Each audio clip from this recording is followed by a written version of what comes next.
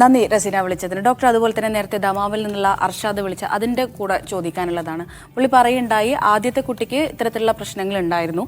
അപ്പോൾ നമ്മൾ രണ്ടാമത്തെ പ്രഗ്നൻസിയിലേക്ക് കടക്കുമ്പോൾ ആദ്യത്തെ പ്രഗ്നൻസിയിൽ ഇത്തരത്തിൽ എന്തെങ്കിലും ഒരു കോംപ്ലിക്കേഷൻ ഉണ്ടായിരുന്നെങ്കിൽ അത് രണ്ടാമതും ഉണ്ടാകാനുള്ള സാധ്യതയുണ്ടോ? ചില കണ്ടീഷൻസ്, അതായത് ജനതികമായി ട്രാൻസ്മിറ്റ് ചെയ്യുന്ന ഒരുപാട് കണ്ടീഷൻസ് ഉണ്ട്. അങ്ങനത്തെ കണ്ടീഷൻസ് നമുക്കിപ്പോൾ ഒരു ബേബിക്ക് ഉണ്ടെങ്കിൽ ഡെഫിനറ്റ്ലി രണ്ടാമത്തെ ബേബിക്കും വരാൻ നമുക്ക് ഈ സ്കാനിങ്ങിലൂടെ കണ്ടുപിടിക്കാൻ അത് ഡിപ്പെൻസ് ഓൺ എന്താണ് കണ്ടീഷൻ എന്നുള്ളത് അനുസരിച്ചിരിക്കും. ഇപ്പോൾ ചില കണ്ടീഷൻസിന് സ്ട്രക്ചറൽ അബ്നോർമാലിറ്റീസ് ആയിരിക്കും ബേബിക്ക് വരിക.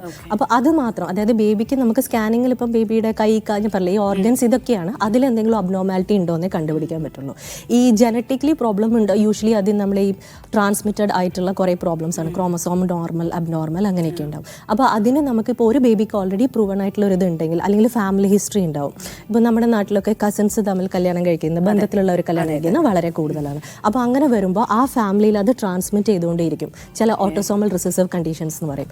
അപ്പോൾ അത് ഇവർക്ക് രണ്ടാളും നോർമലായിരിക്കും, പക്ഷെ അവർക്ക് ബേബി വരുമ്പോൾ ഈ രണ്ട് പേരുടെയും പ്രോബ്ലംസ് ഇതിൽ വന്ന് ബേബി എഫക്റ്റഡ് ആവും. അപ്പോൾ അങ്ങനത്തെയൊക്കെയുള്ള കണ്ടീഷൻ നമുക്ക് ഓൾറെഡി ഒരു ബേബി പ്രൂവൺ ആയിട്ടുണ്ടെങ്കിൽ ഞാൻ നേരത്തെ പറഞ്ഞ പോലെ നമുക്ക് ആംനിയോസെന്റസിസ് ചെയ്ത് കണ്ടുപിടിക്കാൻ പറ്റും.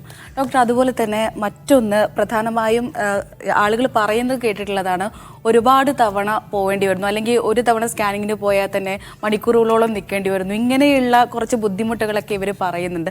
അതെന്തുകൊണ്ടാണ് അത്തരത്തിൽ നമുക്ക് കുറേ സമയം വേണ്ടി വരുന്നത്, അല്ലെങ്കിൽ അവർക്കൊരു ബുദ്ധിമുട്ടുണ്ടാകുന്ന കാര്യത്തിലേക്ക് കടക്കുന്നത്? ഇത് ഏറ്റവും കൂടുതൽ ഈ ബുദ്ധിമുട്ട് വരുന്നത് നമ്മുടെ 5ാം മാസത്തിലെ സ്കാനിങ്ങിനാണ്. അപ്പോൾ അതിലെന്താ വെച്ചാൽ പറഞ്ഞ പോലെ ബേബി ഫുൾ ഫോം ചെയ്തിട്ടുണ്ട്, പക്ഷേ ബേബി കറക്റ്റ് പൊസിഷനിൽ കിടന്നാലേ നമുക്കിത് കാണാൻ പറ്റുള്ളൂ.